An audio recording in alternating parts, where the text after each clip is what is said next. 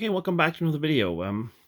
It's been a couple of weeks since I've done a video, and reasons for that, just busy painting, Mother's Day, all kinds of stuff, busy at work. It's financial year end for us at work, so really haven't had a lot of spare time to do any kind of hobbying. Well, I have painted, but I haven't been able to do any kind of coming downstairs into my basement and laying out figures in front of me and doing a video. Just too busy. But that's over now, and I'm back. I hope to do a few videos a day now in the future, just to have some in the back pocket, so when there's a busy week I can upload one, schedule an upload. Anyway, on a workbench video a few weeks back, I showed you at the end of that video that I was working on some 7 Years' War historicals, Prussians and Austrians, and that project is finished. And what we have laid out in front of me here is we have the Prussian side of that force. I'll show you the Austrians in a moment. And these are 28mm 3D printed figures from, I think it's called Maxwell figures. And you can basically download the army files, like the individual files if you want for musketeers or grenadiers or whatever. But you can also download the army files, and they were $45. And although I don't particularly like paying for 3D files, I didn't mind paying for this because the figures are actually... at first when I was looking at the file, the 3D render of the file, I thought the faces were way too animated. But now that I've painted up a couple of hundred of them, I think actually they're fantastic figures. And I'll also show you the scale, how they measure up to other popular figures. Well, one set of popular figures.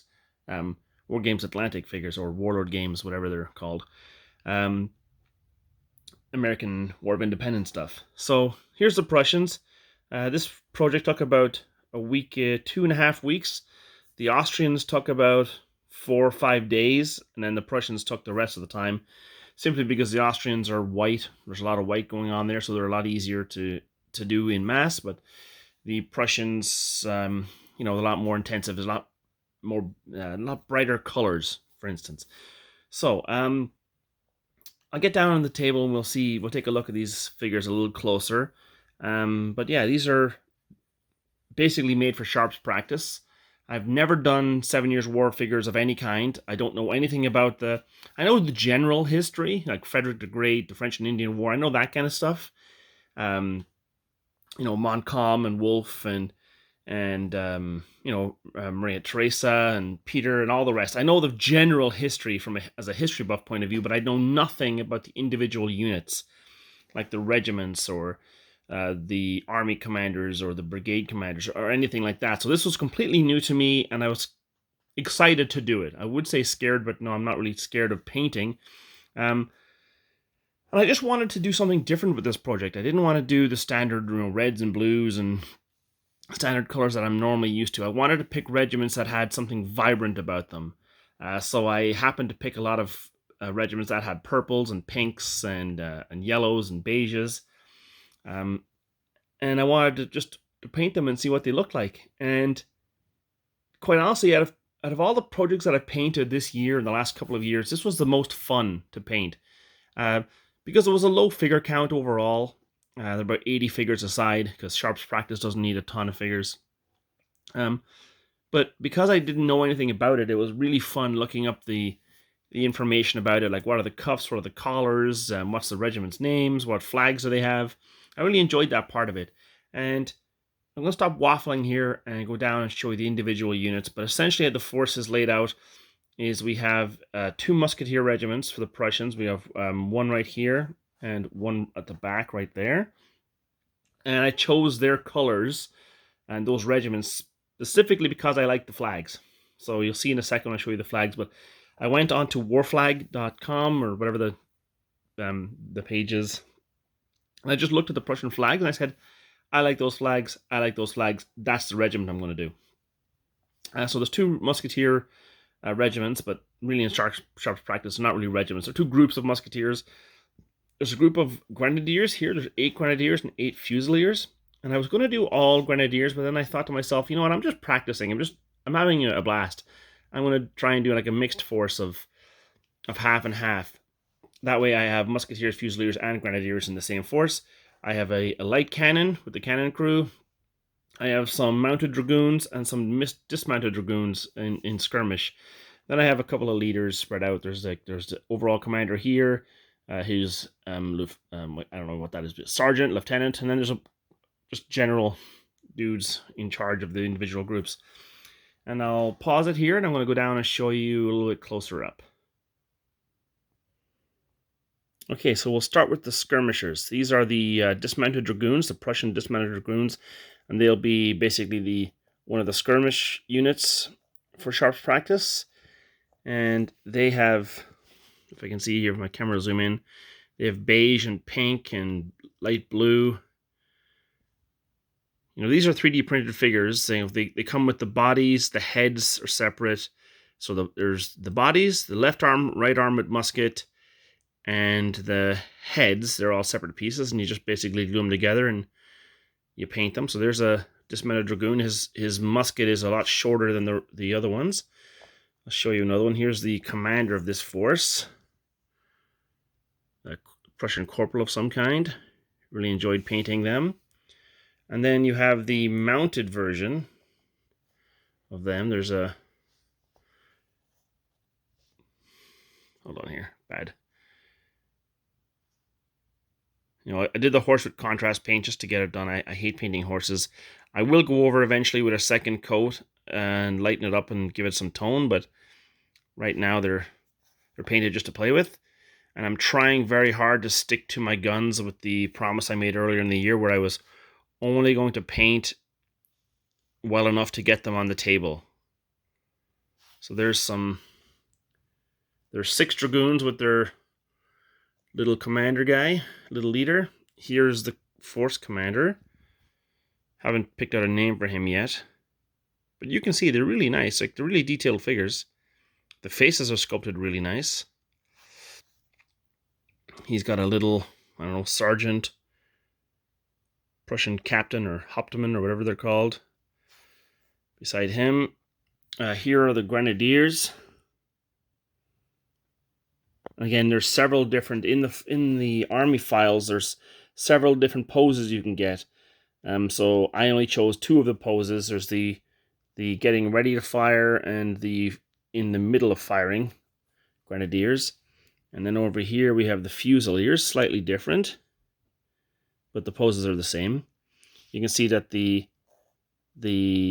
hat, the mitra, whatever it's called, it's a little different. The grenadier one is a little point more taller, and the fusilier one has this like weird point on the side of it, or at the back of it. So there's 8 grenadiers, 8 fusiliers. Now back here, and I liked the look of these flags, so that's why I chose this color. And these are musketeers, and I did them with their lovely pink. And they're really nice. Let's get a closer look here. Bring one out. White and pink cuffs and collar and turnbacks and all the rest. Really, really nice. So the regiment of them, there's 16 there. And now I know that in sharps practice, it's kind of ridiculous to have both flags, but I really just did want the units to have the flags. I don't know why. It's not like Napoleonics, where I don't really care, or American Civil War, I don't really care if the flags are in the small units or not. But in 7 Years' War, it made sense to me that the flags would be there just for aesthetics.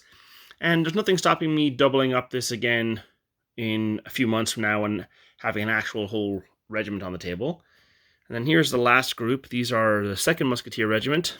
I think this is the 13th Regiment of Musketeers, and these guys are the 18th. And then the Dragoons, these are the 3rd Regiment of Dragoons, and the Grenadiers and the Fusiliers are just a combined regiments. They're just combined from different regiments. They're not no single regiment, I don't remember at least. But then, yeah, here's the other Musketeers. They got their flags. Nice wine and white and the black and white. If we just take a look at their colors, they have a kind of a yellowy uniforms, red turnbacks, and yeah, that's the, sorry for the bad camera angles here, but that's the Prussian forces for the infantry and cavalry. And then we have the guns. You got different crew members. You got the guys holding their hands up to their ears. Is really cool. You got the guy trying to light the fuse. the corporal or sergeant in command. There's a guy carrying the ball, and then there's the whatever the hell that guy does. Yeah, and that's it. Now, before I go to the Austrians, but that's the sharp practice Prussians for the 7 Years' War, I just wanted to show you a comparison to 28mm War Games Factory. I guess they're Warlord Games now. And here's the scale, the size difference. Height-wise, they look okay. But the War Games Factory ones are a lot chunkier. The Maddox miniature ones, the proportions seem a little better. War Games Factory have these massive hats, whereas Maddox does not have quite such a big tricorns. But I did not feel like printing the Jaegers and painting them because I already had Jaegers printed for the American War of Independence, and I'm just going to use them. But they do look a little off, but they'll be fine. And now I'm almost done with shaky cam, and I'm going to move these over to the side, and then I'll be back with the Austrians. Just one sec. Okay, there's a bad cut, but here we're back with the Austrians. The Austrians are laid out almost exactly like the Prussians. There's 2 musketeer regiments and a grenadier regiment, cannon, some cavalry, and 2 groups of skirmishers. I'm going to show them in more detail, but I was really surprised when doing the research for this this project that the Austrians, you think the Austrians, they're all white. It's white with different colored cuffs. Meh, it's kind of boring. I don't like painting white, so why bother? But surprisingly, the Austrian army in the 7 Years' War is extremely colorful. Like, yes, white on the line regiments and some of the grenadier regiments is prevalent, but on everything else, it's just a rainbow of colors. And it actually was really, really, really enjoyable to paint them. With the Austrians, though, I couldn't choose the regiments based on the colors of the flags because all the Austrian flags kind of look the same. You see there, white and yellow. So instead I chose them based on pictures on Google of what I liked. And again, I wanted to challenge myself. I didn't want to do like red and blue, everything in red and blue. So I chose purple cuffs and then dark blue just to change things up. Yeah, so almost exactly the same. The only difference I would say is that the Austrians have a much larger, they have a heavy gun versus a small gun, a light gun. You can see the difference here. In Sharp's practice, it's cannons aren't really that popular in that game, but I figured for scenarios that we go to play, the where you deploy the heavy gun, where the Austrians deploy, it can't move. Whereas the Prussians, yeah, they have a much smaller gun, but they can kind of move it around the field a bit. That'll give them a bit of an advantage in that way. But I just wanted to print a heavy gun and a light gun, and seemed like the Austrians liked their artillery, so I gave them the heavy gun. Anyway, I'm going to get down and show the units in a little more detail. Again, this was the Austrian Army Pack from Maddox Miniatures. They're all 3D printed by myself. Again, they all come in several pieces. You got to assemble them kind of like plastic. I'm really happy with them, to be honest. So this project, the 2 armies, there's about 200 figures here.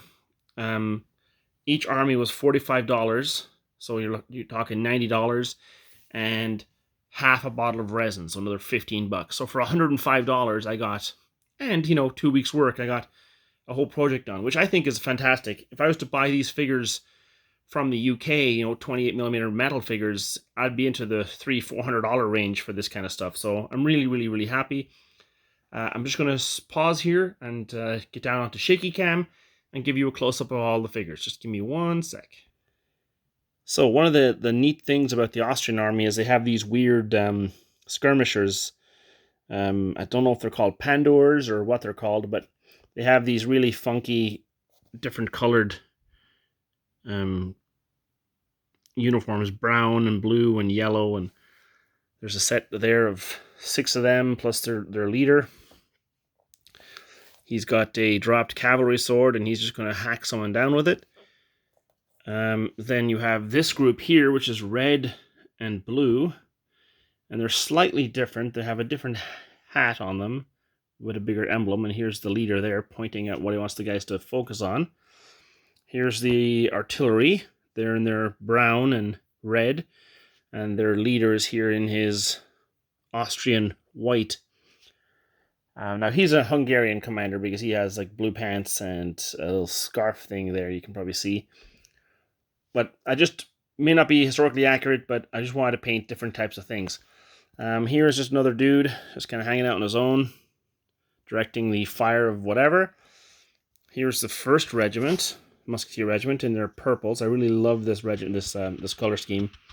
Like I said before with the Prussians, these were a joy to paint. I have never had as much fun and as much relaxation painting figures than I have with these guys here. They're really simple to paint, really easy, really quick, and they look really good.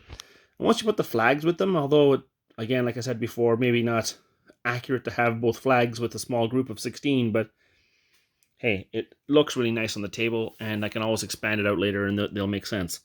So there's the 1st regiment, and here's the 2nd with their blues. Really nice. They got their little commander here, little sergeant or whatever he is, kind of, there's halberd. And then back here we have the Grenadiers. So there's the Grenadiers with the blue blue collars and cuffs, and then the purple, and those match these guys here with their blue and purple. It just seemed to make sense that there's some Grenadiers from each regiment. And then there's this Hungarian flashy fella here with the red pants. I know the Hungarians would be with their Hungarian regiments, and these are German regiments, but I just wanted to paint one, so I did. And in Sharp's practice, there's really nothing, there's no reason why you can't have a Hungarian leading some German troops. Here's the commander down here. Another, I gave him a cuirass just because I thought it looked cool. And then here's the cuirassier here, Austrian cuirassier. Now, I made a boo-boo with these guys. I was looking up 7 Years' War Austrian cuirassier, and I couldn't find a regiment that I really liked to do the color for. So I just went on the images sections of Google, and I seen a image of this uniform for that style, and I painted them up thinking they were Austrians because that's what I had in my search bar. But upon reflection, they're actually painted, I think, more like Prussians. For Austrians, they probably should have red pants. So that's not a big deal. I can change that. But for now, they're okay. There's 6 regular troopers. There's a leader in there with them. And I think that's this guy here, I think. He's the leader. And that's it. That's you got the Croats and the Pandors, whatever they're called. You got the heavy gun. You got 2 regiments of musketeers, 1 of grenadiers, and then some cavalry. And it's a mirror force to the Prussians, which are kind of laid out here in front of me. And yeah, they were Maddox miniatures, 3D printed, assembled, and primed and painted by me, all in about a week and a half. So, not bad. And again, like I said before, keeping my painting standards down. I got to keep it way down to get this stuff done. I still have my some Warlord Games tanks to paint. I got the Victrix 12mm World War II stuff to do. So I got a lot to paint, and I can't paint every figure as though it's going to go into a museum. So it's time to stop that nonsense and get the stuff on the table. Anyway, trying to keep this video under 20 minutes. That's that. The 7 Years' War figure's done. And I took a small break from doing sci-fi stuff to do some historicals. And yeah, we'll talk to you again soon. Thanks for watching. Bye-bye.